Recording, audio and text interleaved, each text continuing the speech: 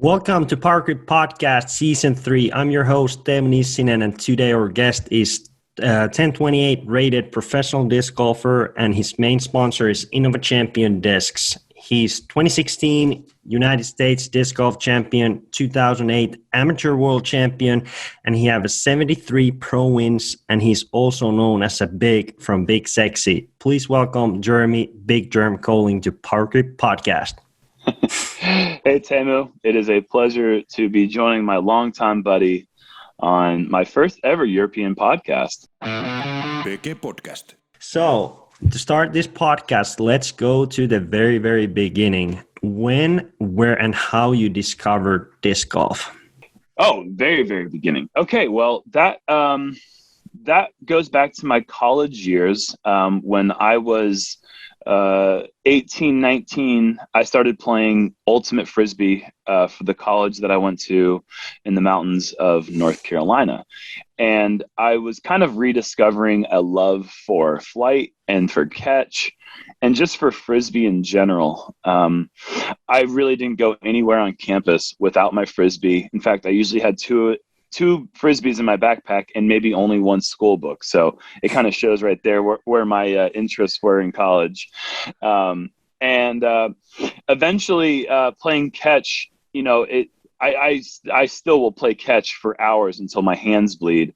I love it that much, but we wanted to do something other than just play catch all the time. And so we kind of started playing our own version of frisbee golf around campus, towards water fountains, towards, a particular light pole, and so on and so forth. And that was sophomore year in college. When I came home that summer after school had ended for the year, a couple of my buddies that I was really good friends with in high school were heading to the local, one of our local courses in Charlotte that I had no idea existed, and that was Renaissance Park. Yeah. And Renaissance Park is pretty well known. At that time, it was known as one of the toughest courses in the world. And so it was kind of like, they say baptism by fire over here in America. So that basically means, I learned on the hardest setting. We're playing a video game and we started on ultra hard and we're playing the final boss. And so I kind of learned disc golf, or at least I found it and discovered it in its natural way with discs and baskets on a place that really challenges even the best players. And from the very beginning, I loved it. I mean, obviously. And what time we are at this point? Like 2000? This was 2006. Okay. Yep, 2006, and it was I was still 20 years old. And I was heading into a summer where I had already made the decision that for the summer, I wanted to be a camp counselor. Well, I went to the camp and I looked at the camp that I was initially going to go to, and they didn't have disc golf. And I was like, man, I don't think I can do a whole summer without disc golf. So I literally turned down the position because I found another camp that had an 18-hole course. And so I applied. I had a friend that gave me a referral, and next thing I know, I'm off for 6 weeks to go work at Camp Rockmont, and that was also in the mountains of North Carolina. And for 6 weeks, I played basketball, I taught disc golf, and I just had the time of my life with 12, 13-year-old kids who were my campers, and I was 20, so I was only barely older than them, and it was the best summer of my life. And I really discovered the love of the sport, and that was really when I decided that when I came back from camp, I was going to go really hard into playing as many courses as I could and just really see how far it could take me.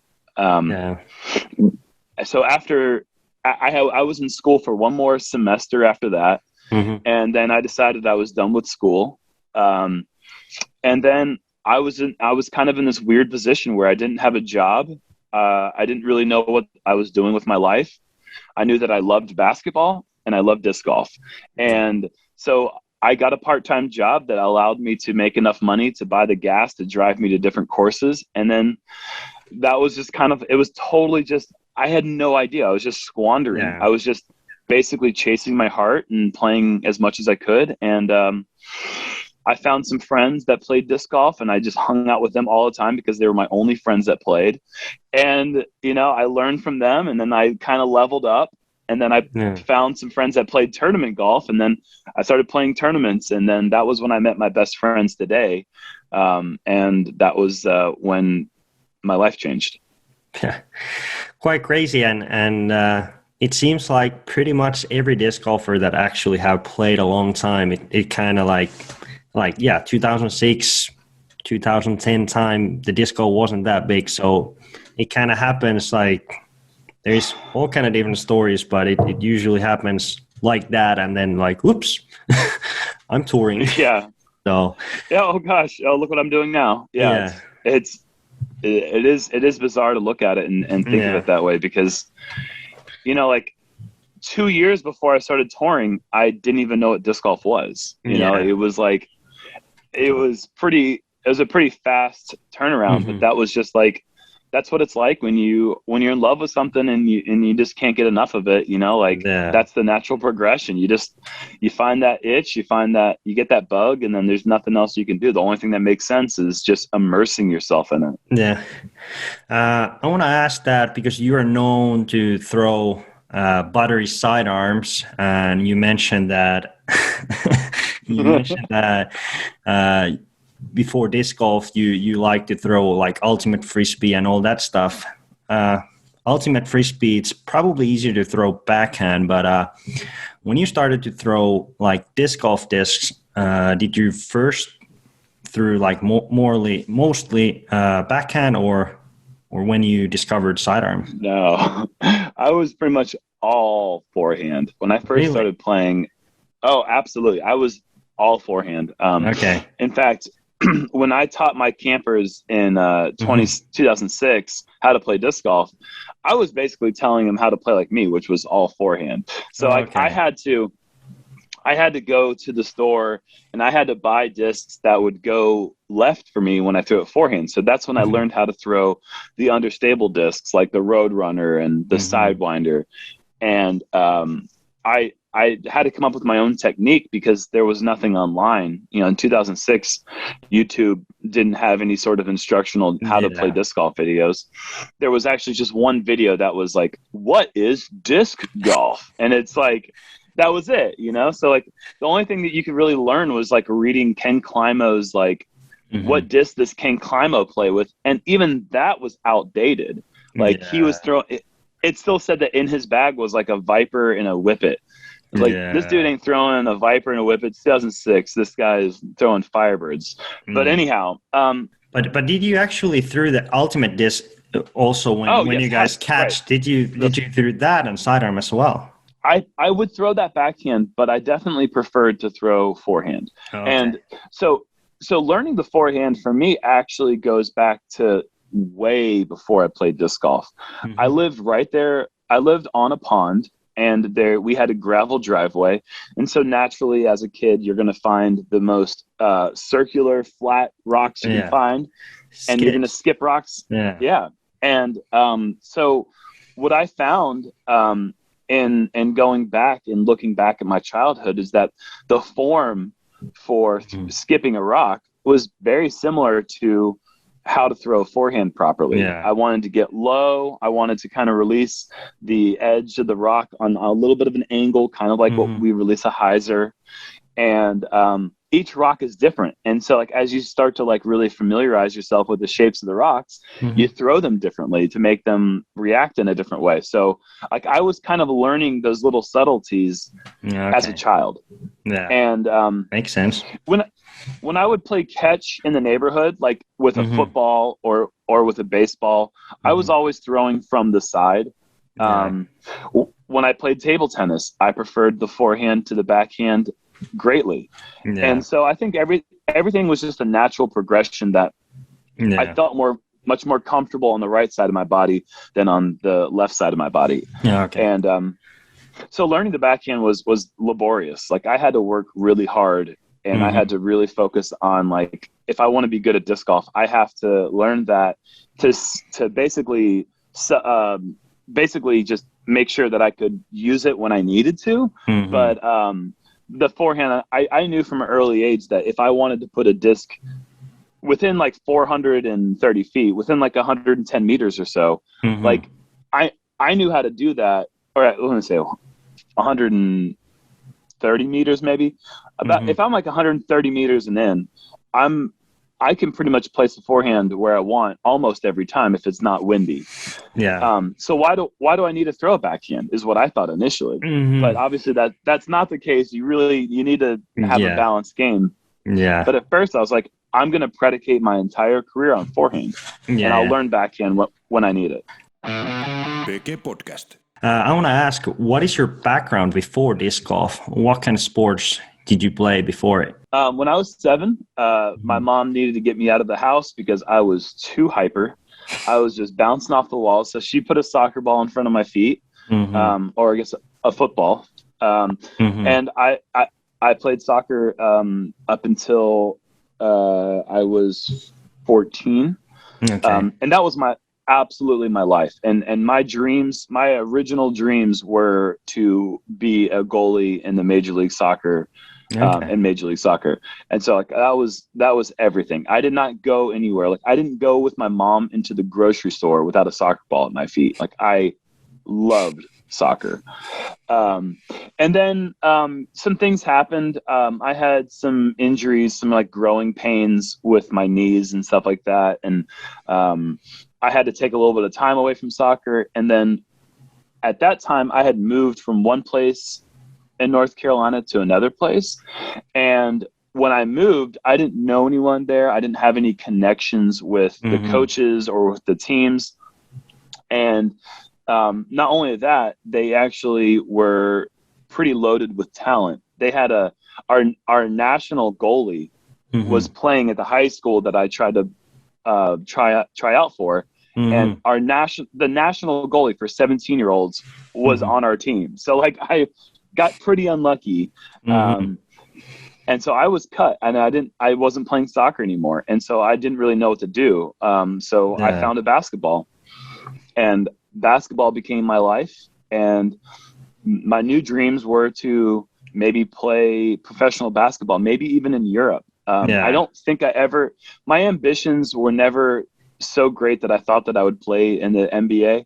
So I thought maybe I could come over to Finland and dunk on some Finns. You know, that was kind of my goal at a certain point. And and that took me up to college. And when I got to college, my priorities changed. I loved basketball. I still love basketball, but I didn't have the same work ethic that I needed to excel. And so I gave up basketball, and I was like, okay, I guess the dream of playing professional sports is over, and that would have been fun, but oh well. And that's when I found disc golf. Okay. So it was the savior for that, and now you're living the dream still. So if you dream enough and you're ready to work for it, I guess it could happen. BG Podcast. So my next question is that 2008 you won M Worlds. Was that win for you the turning point that you knew that you want to move forward and make this dream to reality and become touring professional? I think you could put it that way. Yeah, I think that win was very important. I think I had already made decisions in my mind that I wanted to be a professional disc golfer, but that was just a stepping stone to get me on the right path. I mentioned that I started when I met friends that were playing tournaments, that those guys became my best friends. I'm specifically speaking about Henry Childress, and we met at the very first tournament that I ever played, and we became really great friends early on. We lived right down the road from one another, so it was very convenient. And 2007, he went and played AM Worlds in Milwaukee.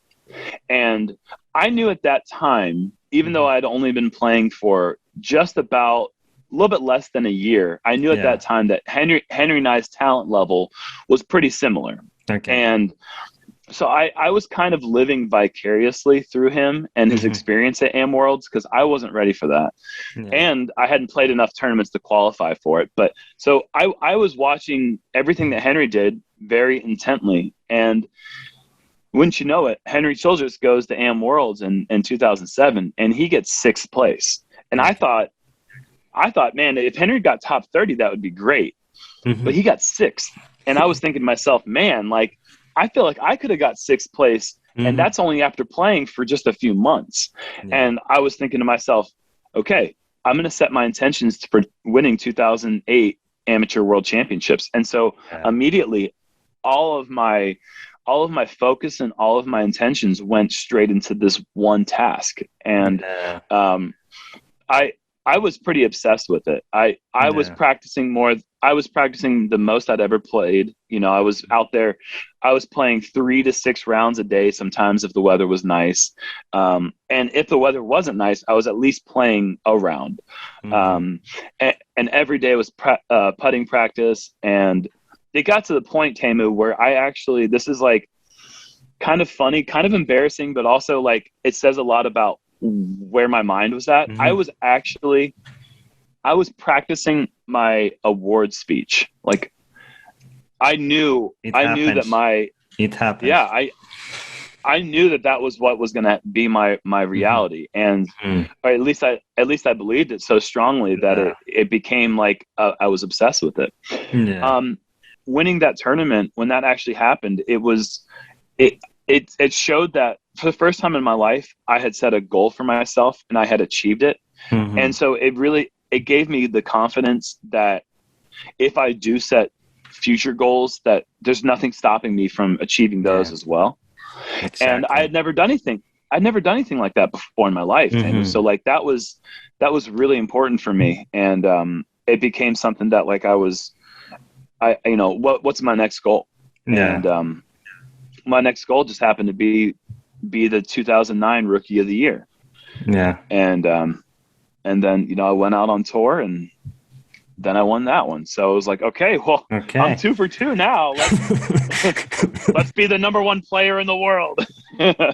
No, that was never really one of my goals. But yeah, I mean, winning 2008, winning the Worlds was, there was no greater feeling than that. What was it on that Am Worlds? What was the area or the course where you guys played? Was it the last hole in the finals, the big downhill hole? Yes. Because I think I have saw a video of it. You throw like a sidearm, like some sort of like surge, disc draft surge, and then like you flip, like that's like 700-800 feet long hole, and you pretty much like parked it. Was it like that? So it was Kalamazoo, Michigan, and we were playing at Timber Ridge Lodge. And that was it's a temporary course that they set up. It's like a skiing resort or something. Yeah. It's like a sledding hill, toboggan hill. Yeah.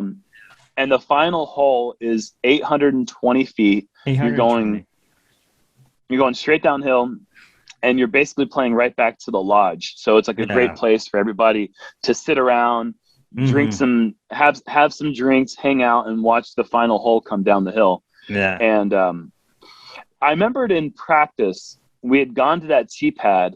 The tee pad actually played to a different hole in the tournament. But for the final, we knew that the final hole was going all the way down. Yeah. And so I tried ripping a backhand because I knew in my mind that backhand goes the farthest. Yeah. And so I tried ripping a backhand, and I didn't get the angle right. And it got maybe only halfway down the hill. Yeah. And so in the final, I was just like, you know what? I'm just going to try to keep this thing in bounds, because it wasn't just throw it anywhere you want and play from there. It had like for going straight downhill that far, it kind of had a slightly tight OB line. Yeah. And so like, I knew that if I threw my sidearm and I got it to turn a little bit, it was going to flex back at the end. And like, man, that shot blew my wildest expectations out the water. I had no idea that I could keep the disc in the air that long. Yeah.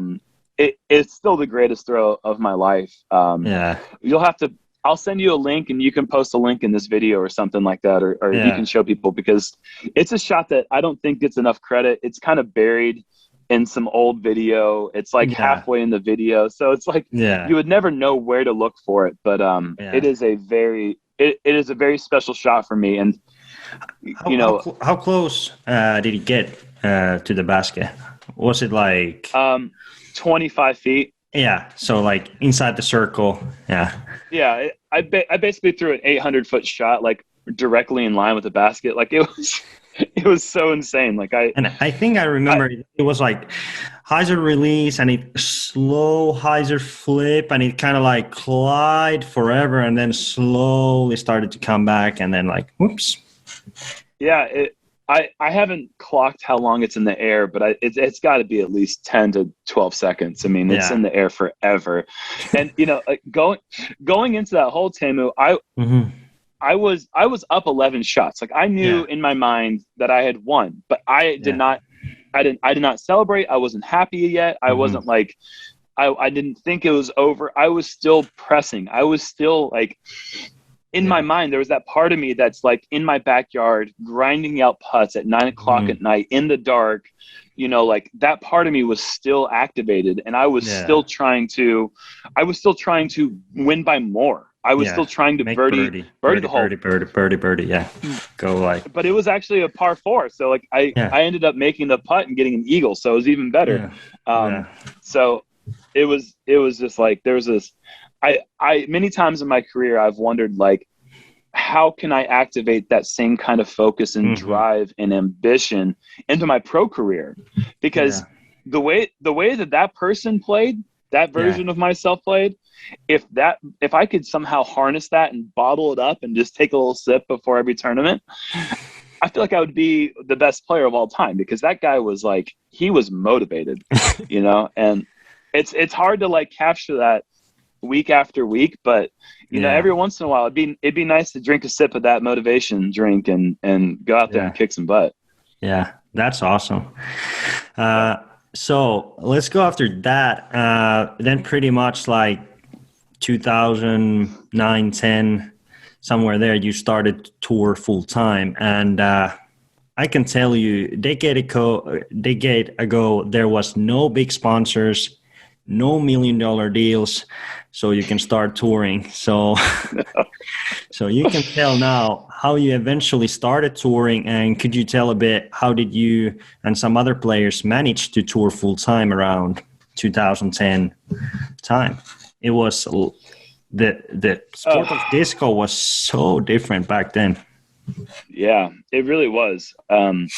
So, like I kind of touched on it a little bit. I didn't really have any other. There was nothing else. Yeah.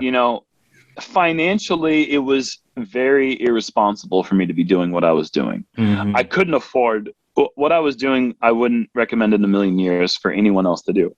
I went on tour. I think I had $800 in my bank account. And if you've ever traveled for like 3 weeks, you know how fast $800 can be spent. And that's just on lodging. And so like I didn't have any other options other than going out there and making it. There was just one option for me. And if I didn't make it, then I'd have to come home and I'd have to get a desk job, or I'd have to go back to school, or I'd have to do something else that all seemed like unacceptable versions of my life. Did you have some touring partners on the very beginning, or did you do it by yourself? Well, I didn't drive my own car. I didn't have a reliable vehicle to travel.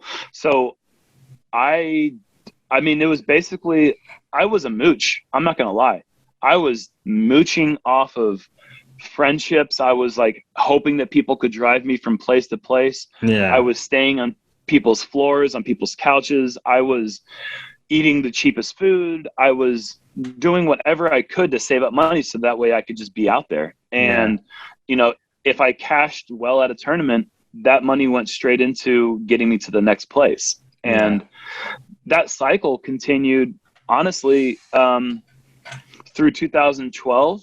I mean, I love Discraft, but like they weren't paying the players any sort of monthly salary. So I didn't make any money when I was playing with Discraft. And that was the beginning of my career. That was when I set myself up to get recognized and get sponsored by Prodigy in 2013. Yeah, that changed the whole game.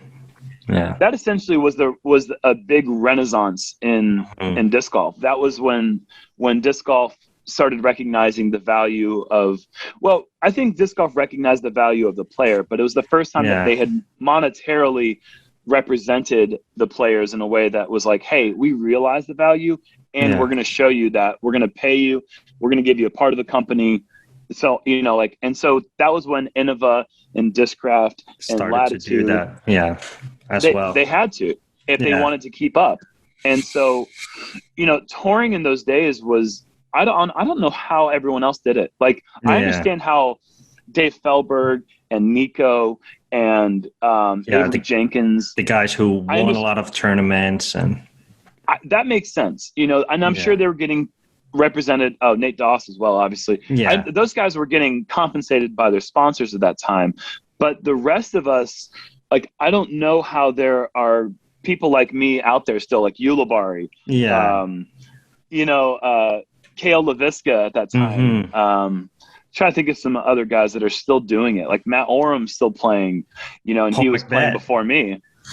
Yeah, Paul McBeth was coming into the scene around that time, and like, it didn't make any sense, honestly, Teemu. And it was everything was kind of like, we're just out there paying entry fees and then trying to take our friends' entry fee money, and so it's just like, I don't know how that like makes sense, but when you're so passionate about something that the financial aspect of it doesn't matter, that's where we were. And that's where I was, at least. Yeah. And it's just one of those things where it's like, man, if you're stubborn enough and the right things fall into place. I mean, honestly, I'm very lucky that things fell into the right place. At any given time, I could have been injured and something could have happened so that my motivation took me elsewhere.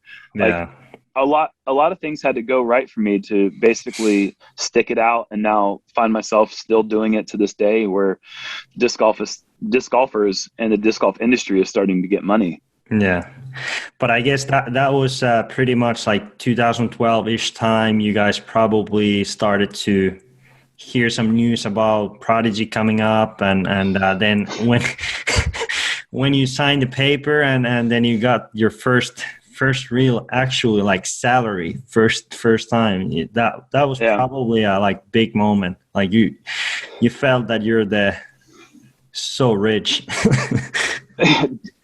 That absolutely. I mean, okay, so I'll touch on that for a second, because all of the people that were on Prodigy knew about Prodigy for at least a year. Some of them knew about it for up to 2 years.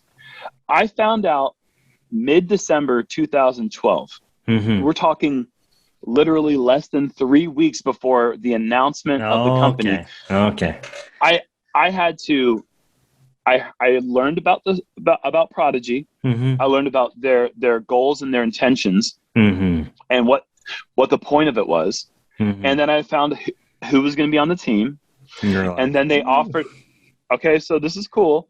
And then you're going to get paid $1,000 a month. Let's break that down real quick, people. That's $12,000 a year. That's woo. So versus $0,000 a year guaranteed. I mean, that wasn't $1 million contract. That was the original $1 million contract. Was $1,000 a month. Yeah. And so it was a big deal, and it was a tough decision, because I had to let Discraft know in this short period of time, like, hey, this opportunity came. They want me to be a part of it. I love you guys.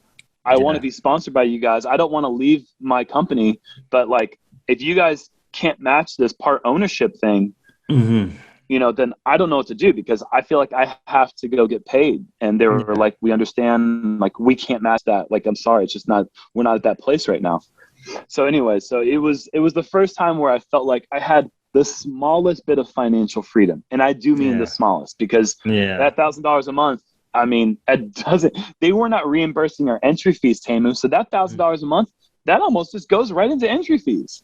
but at least it wasn't coming out of our pocket, So yeah, but yeah, that's kind of crazy. That could you name any other sport that in like 7 years, like in less than a decade, it coming from players got nothing and then got 1,000, and now one guy gets 1 million a year. So it's kind of I can't name any other sport that have had that kind of growth so fast. So 8 years from 2013 to 2021 where Macbeth got that ridiculous. But I mean, that's, there's so many things. Again, disc golf has been lucky as well. I mean, it's weird to say that we got lucky with COVID, but for the growth of the sport, we needed something where people were home. People were anxious to go outside and be back with mother nature. And exactly. That was the benefit of COVID for disc golf. And so with that, we realized how valuable all the members of the touring community are, the way that we represent the sport, the way that we provide entertainment for people, the way that we kind of motivate people to, okay, all right, let's, I want to do this. I want to spend my life doing this thing. And so that it is crazy. I can't think of any other sports either. I think in the mid 2000s, poker, which had been around for, hundreds of years, but poker had that really big surge when Chris Moneymaker won the world championships of poker, the World Series of Poker. Skateboarding had a big surge in the 90s, but this has happened to different niche sports in the past, and those sports are still around. Obviously, people are still playing poker. It's still on TV. People are still skateboarding. It's still on TV, and they're all making a lot of money. But at a certain point, we knew that disc golf was going to hit. Something was going to happen. It just had to happen. Yeah. At a certain point, something had to give, and disc golf was going to get mainstream recognition. And it just happened to happen in 2020. Yeah. And it's good to be on board on that. So yeah. And I think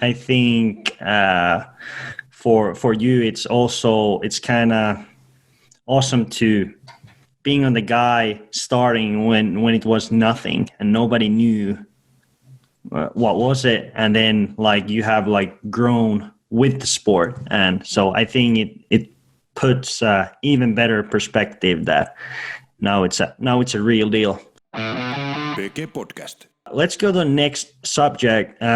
2011 was the first year when you traveled over to Europe, and since then you have been in Europe playing disc golf pretty much every year. You have played here in obviously Finland, but also Estonia, Sweden, and Czech Republic. So my questions are, first, what's been the best European food that you have had over here? By the way, do you like Finnish salmiakki? I actually like salmiakki. I like it when it's kind of toned down a little bit. The extreme salmiakki, that stuff is tough. That's tough. But I was just eating black licorice last night. We just in America we just have black licorice that's not salted. Okay. But me and my girlfriend we enjoy black licorice. But my favorite Finnish food, Teemu. Gosh, it is definitely, it's culture shock in many ways, because the food is. I've had some great Finnish and European dishes, but I can't remember one off the top of my head really standing out. I've had a couple of meals where I had some people take me to a nice restaurant. I can't remember where it was. Yeah. But it's weird when you go to a restaurant that's truly that's truly authentic and doesn't have the English menu also, because then you're just looking at it and you're just hey Teemu, can you help me out with this, buddy? And you're it's got some kind of fish and a sauce. You're I don't. Okay, fine. You just don't know. Yeah. I don't think I can answer that with a definitive, this was my favorite meal. But there's been some good ones. It's just, there's been some bad ones too, man. I've had some sandwiches that were just it was just all sauce and no actual substance. And I was just like, I don't want this. This is not what I like. Yeah. But I can tell you, it's different from America. Yeah, it's different. So I tell you what I really do like. What I love, I can answer that question. My favorite thing about European cuisine is the traditional Finnish breakfast, or maybe it's the European breakfast. But I love the spread of the breads, the butter, the cheeses, the little lunch meats, we just don't have that style of traditional breakfast in America. Yeah, and so when we're staying pancakes. Sometimes if we're lucky, but like when you go to when we stay at the Welcome Hotel, they have that amazing breakfast. Yeah, and so I always look forward to that amazing breakfast over at the Welcome Hotel. There's just so many options, and you just want to do fruit one morning, or you want to do the little waffles, the little pancakes, and the strawberry spread. I really do enjoy the European breakfasts. For sure. So let's go to the second European question.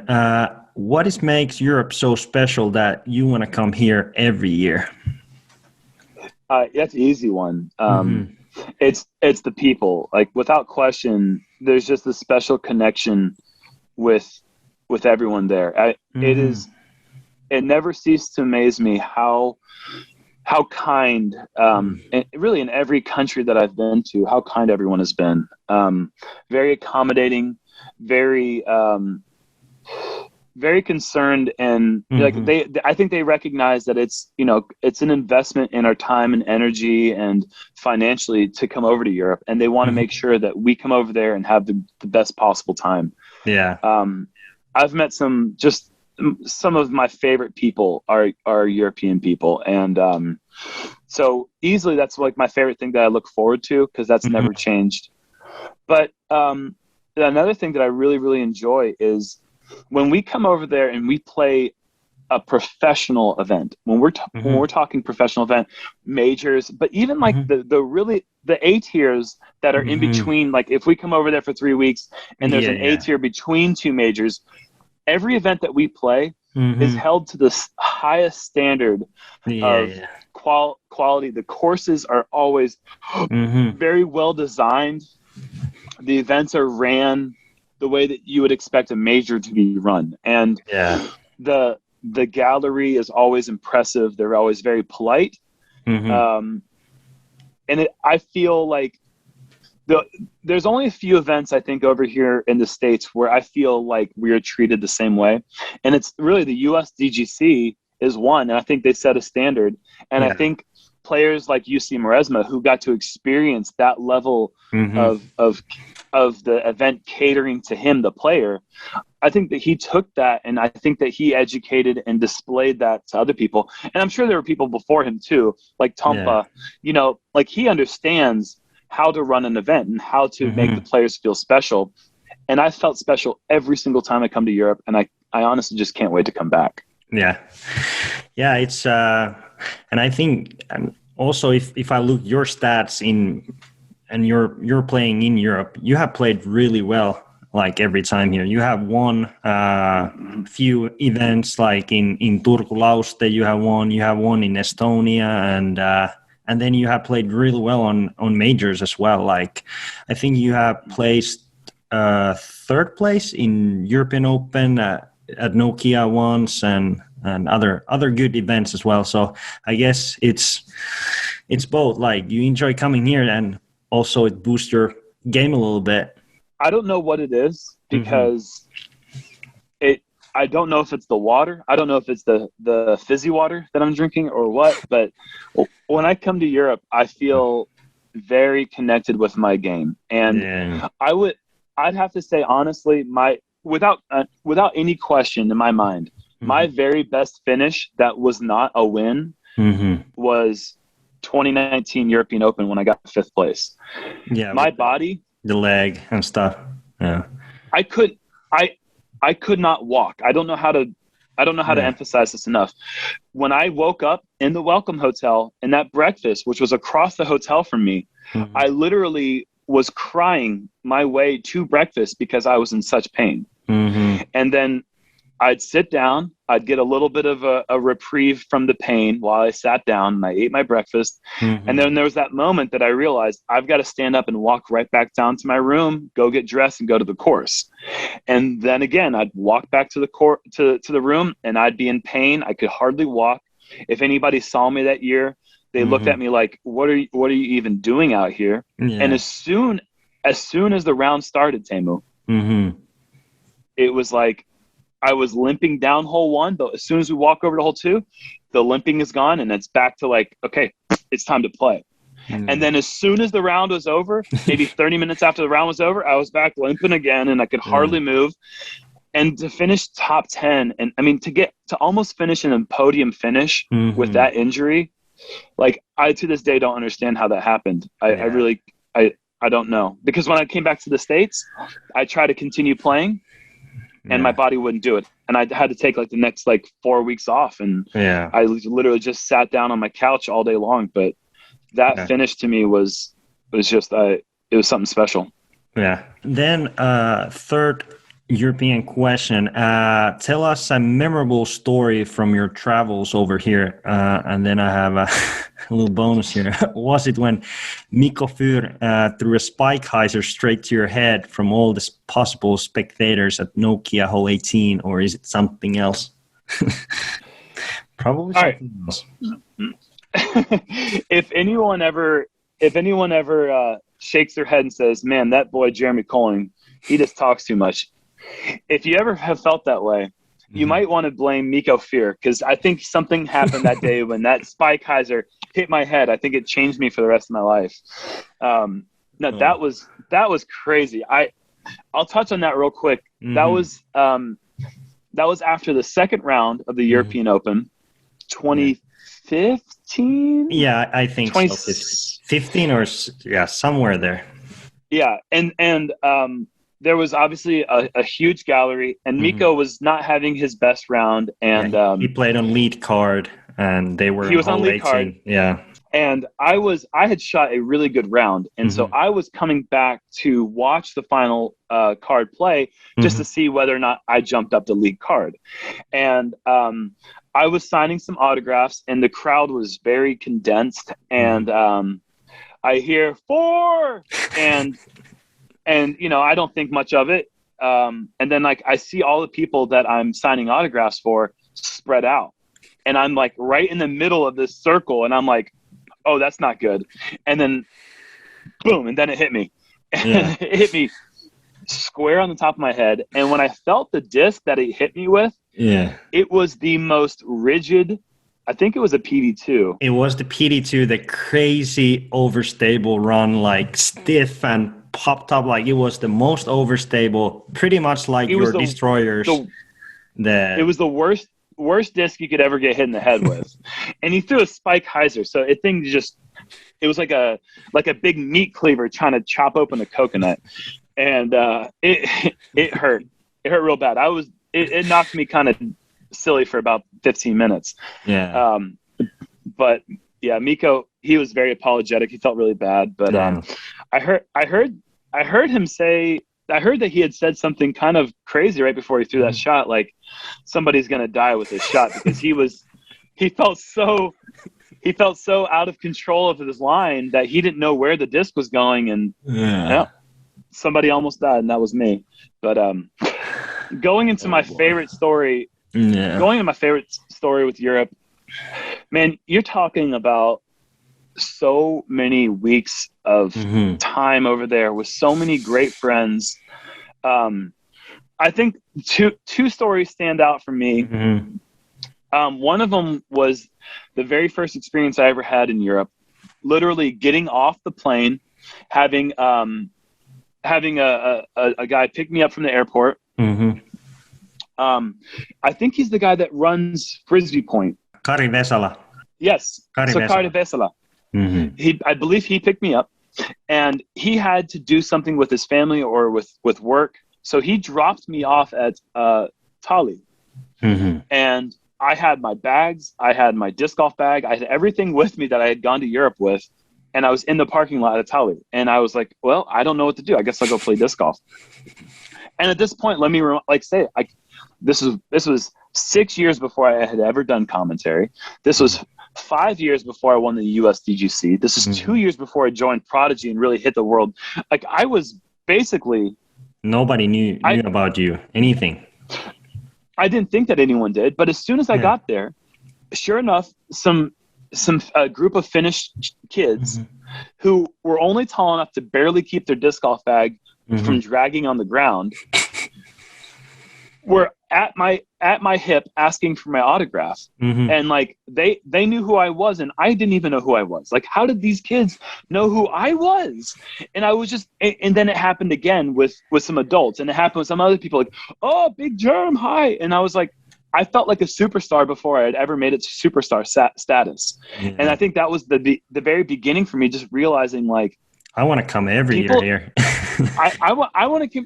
These people take disc golf serious. Yeah, they love it.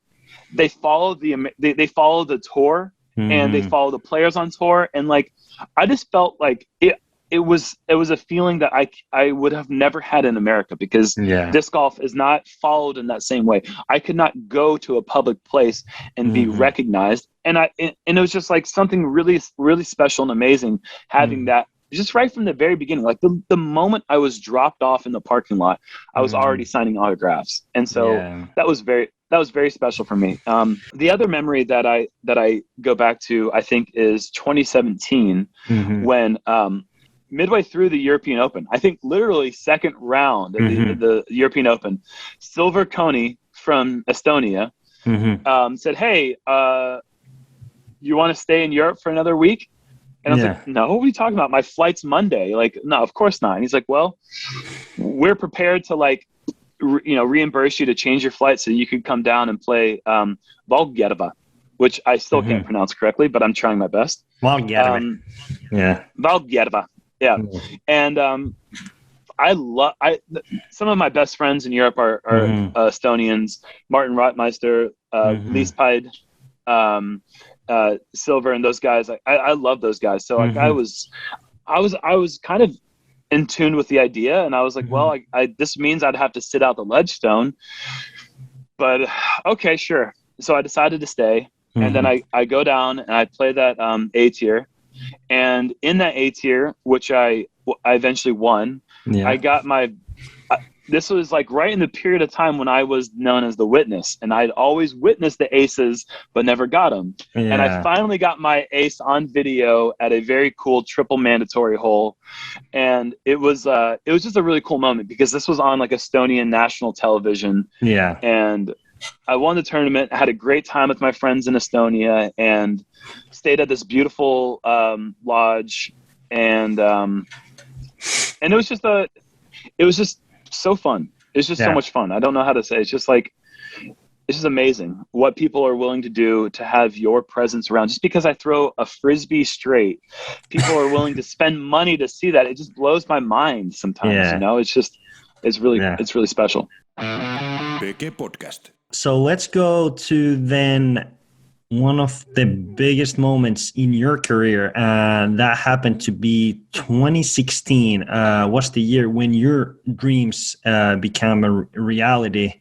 And I remember when I was eating breakfast at some diner with Paul Ulibarri, actually, and he got the text from Jonathan Poole that USDGC is done and over after 3 rounds. And I think Paul was the first person to call you and say that you are now a US champion. Can you describe the feeling to become a US champion, and how that have changed your life ever since then? That was a whirlwind of emotions, man. Yeah. Going to sleep with a 4-shot lead. Yeah. Was that was like one of the strangest 24-hour periods of my life. Like, just how am I going to react tomorrow? Like, how can I go out there and play the same game plan? Yeah. We have a storm coming. There were rumors that the last round might not even happen because the storm was going to be so brutal. And they actually changed the course. I remember we were practicing on the new holes because it was so flooded, the course. And they were going to eliminate hole 17 Yeah, that was one. Which has obviously been historically a hole that has changed many people's lives. It happens every year, basically. Yeah, something crazy. And then hole 6, the beach hole, was going to be moved out into the open, and I went out there and I was practicing that hole as well, just trying to get ready for that. And it was just one of those crazy things where it was like the uncertainty that was going on was just such a weird thing to try to like battle the emotion of like staying focused. But then also, like, how do you stay focused when there's so much going on around you? It's just, it was a very strange period. And I remember waking up at around 8 o'clock that morning and getting calls saying they've pushed the tee times back an hour. So I was like, okay, still going to go about my normal routine. Then I get a call at like 9 o'clock saying they've pushed the tee times back another hour. Yeah. And now I'm thinking, okay, well, my tee time now is like, we're getting kind of late. And traditionally, when the last group tees off, we're getting at that time in October when like the daylight starts to like creep up on you. And so we're pushing the tee times back 2 hours, and it's going to be overcast. We're not going to have enough light to finish the round. Yeah. And that's if the conditions are even like good enough to play in. So that was like, okay, I don't even think we can do this. And then the call came saying that they've postponed it till Sunday, to which I was like, this is impossible. People have flights on Sunday. People who are in contention are flying home on Sunday. They've got to make the choice whether they're going to get dropped out of the tournament or play the next day and reschedule their flight. Like, what's going on right now? This is craziness. And then eventually the call like came from Paul where they said, all right, they just canceled it. Logistically, they can't schedule another round. They're going to call it, you're the champion. And when that call came in, my head literally hit the ceiling because I jumped so high. I was so relieved. See, it was like I was trying to just stay focused and like, I have to go out there. My whole mindset was like, I have to go out there and win it today. I have to go out there and win it today. And when that call came in and there was that relief of like, you don't have to do anything else. You're now the U.S. champion. It was this moment of elation and like, it was a release of all the different kinds of emotion that were all bottled up. And it was just, man, it was such a, like, I just started crying and laughing and like, and since then, like, what it's done for my career is it's whatever winning AM Worlds did for me in 2008. This did another level of validation of all the things that I've ever worked for in disc golf. That now whether it was not legitimate in anyone's eyes, like you can't take away that I'm the 2016 U.S. champion.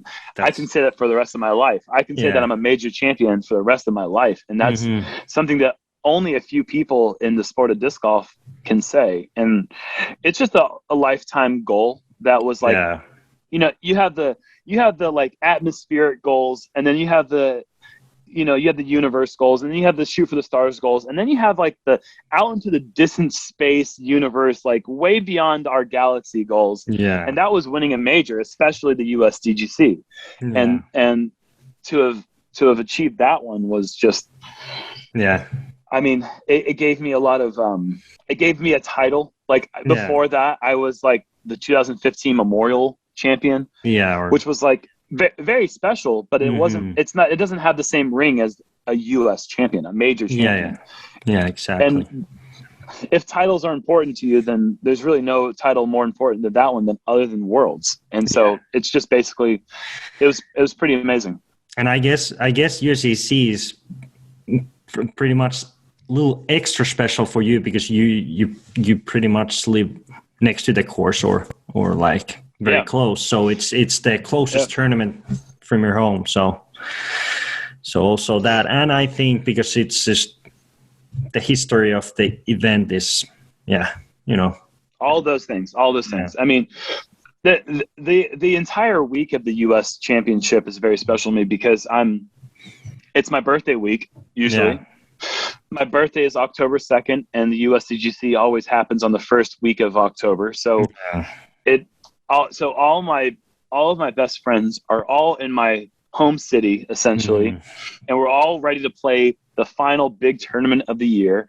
And it's just like, there's a lot of things that are going on to make that event already special, aside from the fact that it's like the very first big tournament that I ever went to. And I watched Ken Climo play, and I watched him win the championship. And like, it was just like, it always seems so grand and so over the top, and to be a part of it in some way, to have my own part of history involved with that event is just, I still don't, I mean, even five years later, I still don't even know how to make sense of all of it. It still is pretty, it's still pretty special. Yeah. BG Podcast. So let's go then to 2017, which it's probably one of the biggest years for you. And so start of the 2017, you joined Team Innova Star Team. And then a few months later at Waco, a tournament that you also actually won that year. But you started to do commentary for Jomes.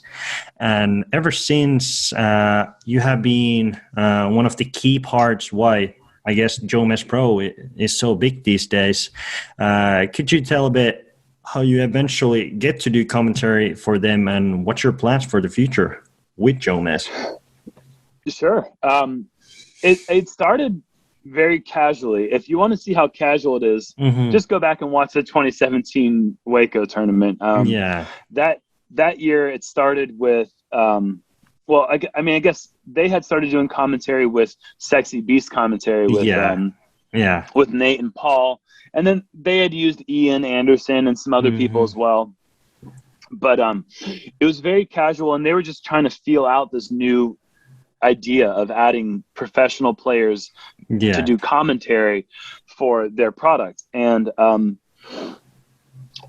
was friends with Jonathan going back to 2014. We had met in San Angelo and became friends out there. And so Jonathan and I had always had a good friendship, and we had talked about working together with commentary. And Waco, I just happened to be in the mix. And so they're like, well, you're doing well in the tournament. Why don't you come and talk with Eagle and Simon about it? And I was like, all right, sure. Let's go for it. So that was the introduction to it.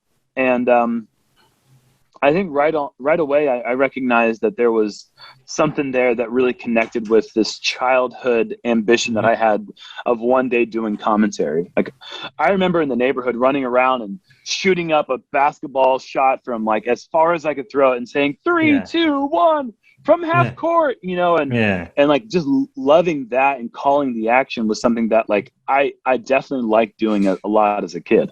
And I'd always paid a special close attention to my favorite sports announcers, and so I felt myself pretty natural in that position, and I knew I had a lot of room to grow. I still have a lot of room to grow, but like I knew right from the very beginning that it was something that I really wanted to harness it. I wanted to get better, and I wanted to work with them.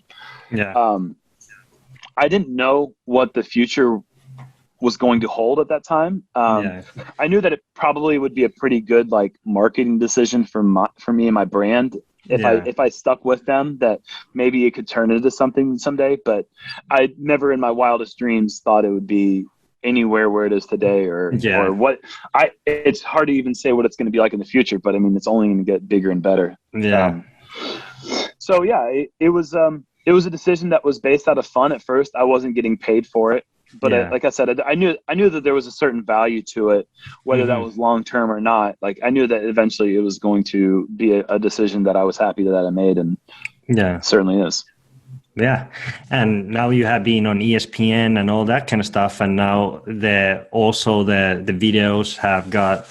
It was already very professional 2017, but now they're getting better every year, and the views and all that, and it's became a super popular platform, and people seems to like BigSexy and BigSexy Barry this year.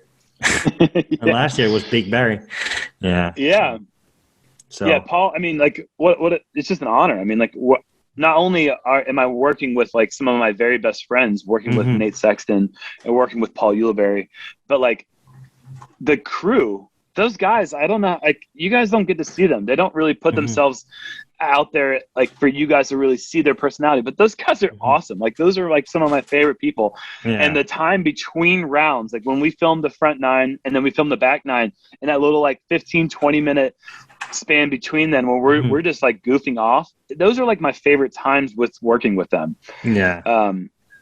They're really funny. They're very, very professional, very motivated. And it's, you know, like thinking about what's to come with them is, you know, it's awesome because you just know that you're in good hands because these guys are willing to do whatever they need to do to push the game to the next level. Exactly. Perfect. So then my last question before we go to the fan questions is, if you have to name 3 goals in disc golf, what do you want to achieve on and off the course in the future? My first goal is to, I guess I'm already kind of achieving it, but it's like I'm not satisfied because I'm still in the middle of it, but is to continue to grow the sport and to continue to validate the sport to the world by providing commentary, by providing content, by just being myself and doing these practice rounds with Paul and just making people enjoy disc golf by watching it. That's like a big goal of mine. And I'm still motivated by that goal. So like, I guess I don't want to like check that one off the list as if I had achieved that goal because it's still one that I'm actively like going after. A second goal is to win at least one more tour event before I hang up my disc golf boots. I want to be in the mix and I want to prevail and I want to like, you know, like Nate Doss, he won Green Mountain Championship. Yeah. And it felt like it was an underdog story because he'd been in the game for so long and he hadn't won one in a long time. And then he finally won that one. And it was like, he kind of left on that note. Yeah. And I think it'd be pretty cool to win one more really big tournament and just show that like, even though I might take, you know, somewhere in the 20th place finish and maybe even worse sometimes, I've still got it. I can still beat anyone in any given weekend. And, you know, that's like a big goal of mine is to win one more big event. Yeah. And then my final goal and the most important goal that I've had is my very first goal, Teemu. This is the goal that I've had since before I knew that disc golf tournaments were even happening in anywhere. Yeah. Was I knew how much I loved the sport from the very first time I played it. My very, very, very first goal was, is there a disc golf Hall of Fame? Well, if there is, I want to be in it one day. And that was, you know, that was my ultimate, that's my lifelong goal. So, okay. Those are solid goals, I think. Very, very solid. And I think you have a very, very high chance to get it to the PDGA Hall of Fame one day with all your achievements. So perfect. BG Podcast. So let's go to the fan questions and let's start with the one Axel Martelius asks, what difference there are doing commentary for Jomez with Yuli versus doing with Nate? Good question. Nate. So when I work with Nate, he kind of runs the show. He sets the scene. He does the whole previews. And when I work with Paul, I do those. So that's like the first big difference. But really, I think the biggest difference is that when I say something maybe off the wall, maybe I throw a dad joke out there, I think Nate rolls with it. And I think Paul just lets those like moments just kind of set in. And sometimes Yuli has a funny like way of responding to it that he adds to it, and sometimes there's just like silence. That can sometimes do wonders in a good way, and sometimes it makes me feel like an idiot. So like I like working with them equally, but I think that Nate has a really natural way of rolling with whatever happens in a way that like good or bad, he can kind of wrap it up in a way where he brings it back to the action. And with Yuli, it's a little bit more loosely structured, and some people like that product more. Some people like the BigSexy product more. And I don't necessarily think that one is far greater than the other. I just, but they are different in many ways. Perfect. So next question from Elmo Daniel is, you got hit by Hot Dog Bandit. So who do you think is the Hot Dog Bandit? Who knows at this point, man? They've gotten enough. They are now getting the bottoms of random people's discs. So at first we kind of thought that it was targeted towards a certain group of friends, and it seemed like it really was. And then a few people were hit that were kind of not quite in that group of friends, and now random people are getting hit. And so it's like the mystery continues. I've kind of given up on guessing who it might be, but whenever we find out one day, it's gonna be epic. Perfect. So Kivek has asked. I love that people in Europe are paying attention to that. That's funny. That's really funny. Of course, we know everything. So Kivek asks, tournament weeks are quite busy schedule-wise. Do you think that doing commentary have any side effects to your performance in tournaments? Repeat that question one more time. I'm sorry. So because the tournament weeks are quite busy schedule-wise, yes. Do you think that doing commentary have any side effects, or you're like playing-wise? I would be lying if I said that I feel like it doesn't have some effect on my play. Yeah.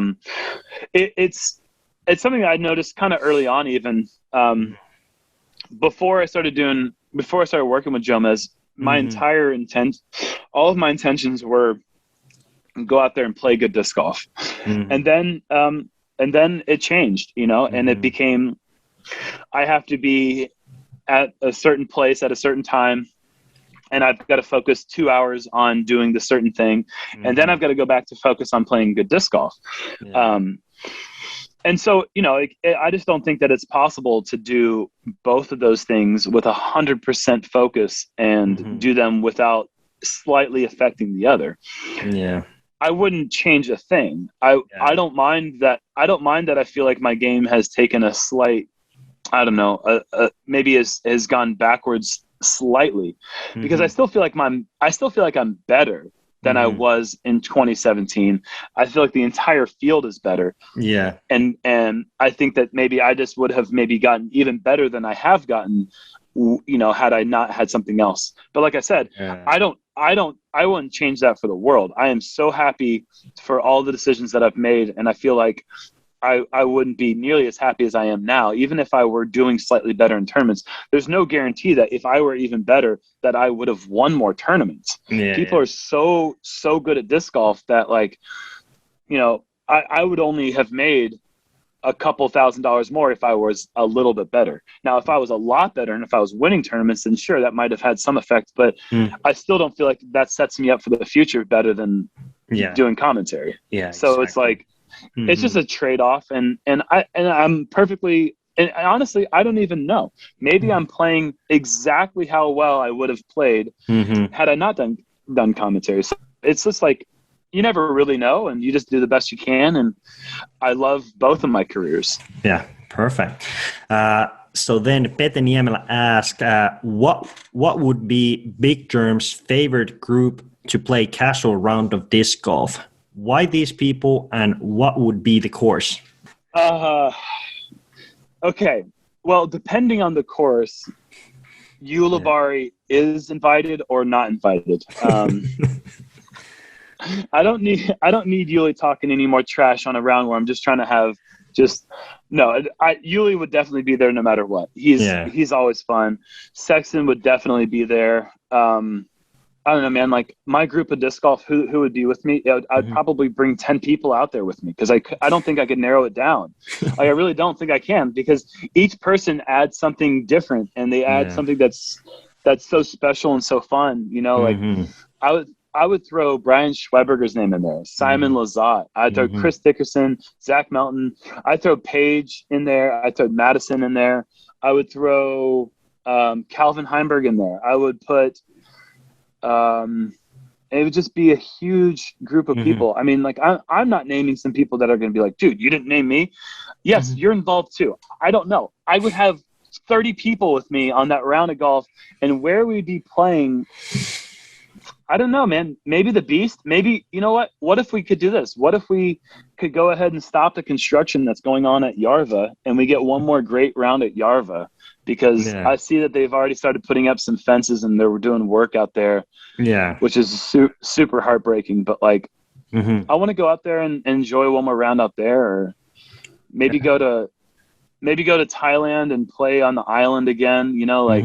There's been so many amazing places. I mean, that question is a great question, but it's true. Like, to get an honest answer where I have 4 other people playing with me and we're playing at one course, I can't answer it. You know, it's too hard to answer. Exactly. Let's go to the next one. Tommi Honkanen asks, name top 5 sidearm players in the world. All right. If we're gonna go with, let's go with currently, so that we can avoid the controversy of whether Scott Stokely is involved in this and all that stuff. I'm gonna go top 5 sidearms right now. All right, in no particular order. Okay. I'm gonna throw my name in that contention. I'm gonna throw Eagle McMahon. I'm gonna throw Ricky Wysocki. Nate Sexton. I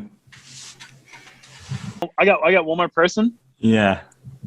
Man, okay, I want to throw a lefty in there, but there's like 7 or 8 people that could like fit that last spot. Yeah. Not Paul Ulibarri. No, not Paul Ulibarri. Even with his all these, what he call? Not a chance. Yeah, he called because he thinks that he is top 5, and he call in his sidearm what was the word? Percentages. Yeah. No, Ulibarri doesn't get top 5. Ulibarri has, if we're talking 200 feet and in, Ulibarri, I'll give him top 5. Yeah. Maybe, I wouldn't even say 250. I'm just maybe 250, and I'd start to consider him. But he can hardly get the disc to 315 feet accurately, and the weapon of the forehand has been shown by Eagle McMahon as a shot that can go up to 470 feet. Yeah. And so it's kind of changing what forehand does for us. But like, I don't just account for power. It's got to be the power, the touch, and the versatility of different angles. Yeah. And because of that, like, I want to throw a smooth player like Brian Earhart in there. But I also want to throw in Chris Clemens, who's got also the big power. Yeah. But I also want to throw in Kevin Jones because he's got power and angles, and I also want to throw in Greg Barsby because of the same reason. So yeah, Barsby's a good one. So there's a lot of guys that kind of fit that. Oh gosh, oops. There's a lot of guys that fit that last spot. Again, I think this goes back to the last question where I don't really want to narrow it down to a single person. But if I absolutely had to, okay, if we're talking about skills to our division, because I think that is important, you got to say Sarah Hokum, because no one in the FPO division can as close to Sarah Hokum's abilities with the forehand. But like, she also can't do the same things that, like, Ulibarri has a better forehand, I think, shot for shot. No, Sarah has more angles. I don't know. Sarah's touch is extraordinary. When I see her throw shots into headwind 300 feet, I'm like, oh gosh, what's going to happen? And she does it. She executes it great. And so like, her forehand is amazing. But like, there are plenty of guys in the FPO or MPO division that can do what Sarah can do. So it's like, at what point do we say, are we basing this on the division they're playing in versus just the actual raw skill of what they can do? So it's like a tough one. So I'll just go ahead and I'll just say Sarah Hokum, and that might be controversial for some people, but like, Sarah Hokum is kicking everyone's butt in the FPO division with her forehand. So she definitely deserves some recognition in this conversation. Yeah, that's a solid top 5. So, yeah. So let's go one more. Element Noppa asks, what's your favorite disc? What's your favorite course? And what's your favorite hole? Favorite disc? Let's start with that one. Well, okay, so favorite disc. I've got 2 favorite discs right now. Clearly, the Big Jerm Thunderbird is my favorite, not just because of how well it performs, but for what it's done for me personally. How could that not be one of my favorite? I mean, how could that not be my favorite disc? Like, it is absolutely, it is essential in my lifestyle. That disc pays my bills, and it also like is the most accurate fairway driver. It's not even a fairway driver, it's a distance driver, but it flies like a fairway driver. So I mean, it's sick. It's so that disc is super duper important to me. But my other favorite disc is my Star AVR X3. Yeah. I'm pushing 300 feet with it now, whereas it started off as like a 260 and in. Yeah. And now as it gets beat up, I can throw it farther. And now it's like I have this disc that I can throw in all sorts of angles, throw it as hard as I want, and it always just hits the ground super soft and very predictable, very accurate. So, I mean, the Star AVR X3 is like, performance-wise, it's been the most important disc in my bag for 4 years. Yeah. Perfect. All right. Then favorite course. I'm gonna say favorite course in America versus favorite course in Europe, because I think that the style is different. Yeah. And I might have 2 favorites in each, so don't get mad at me for having several options. Yeah.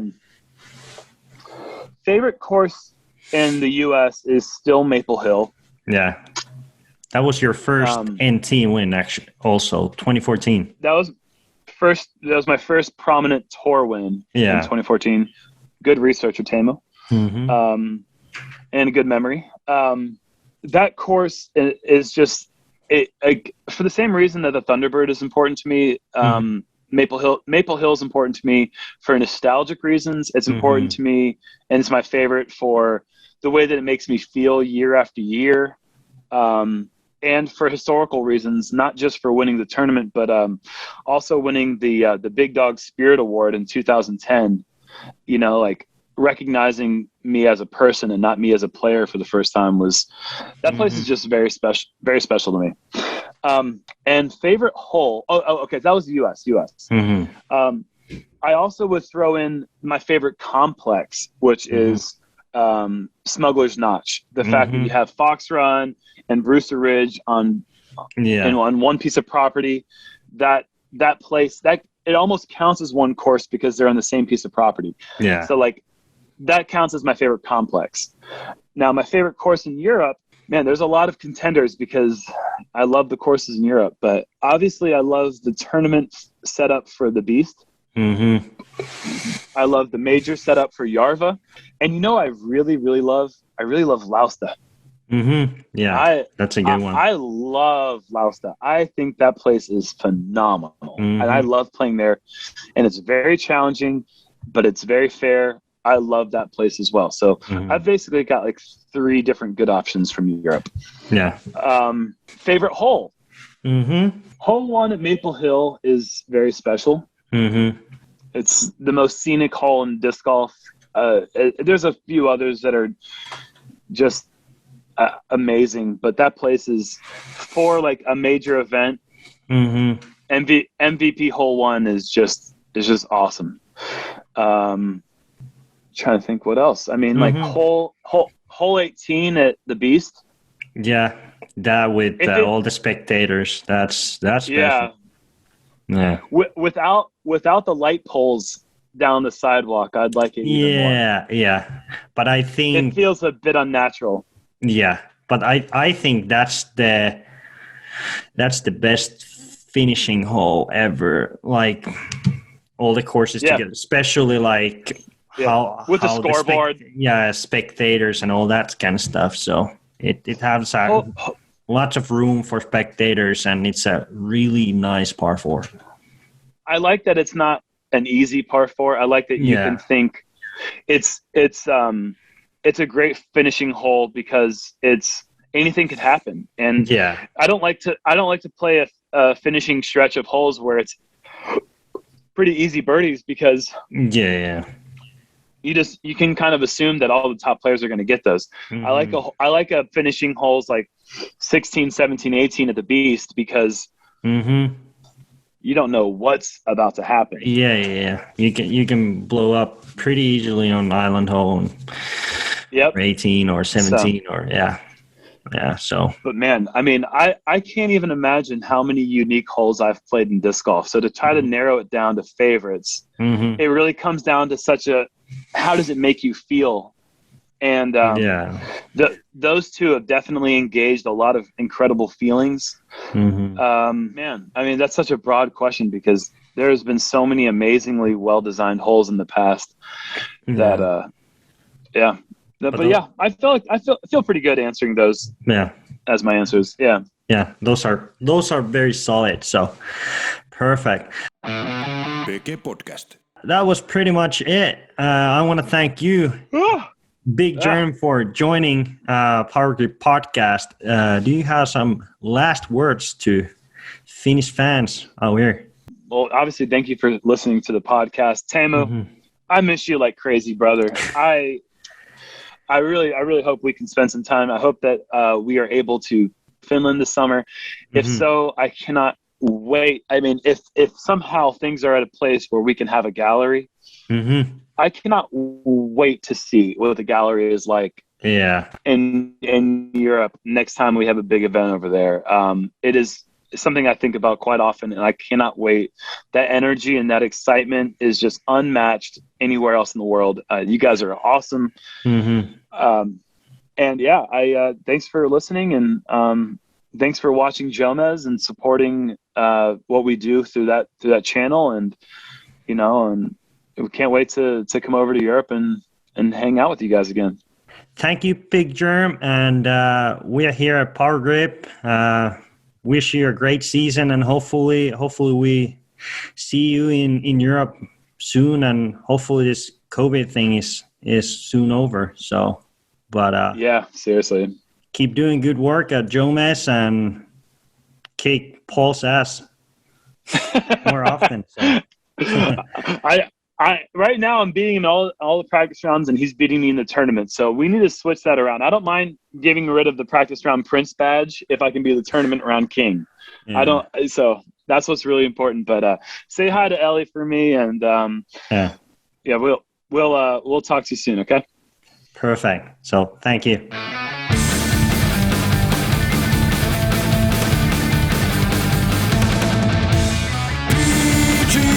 Podcast hosted by Teemu.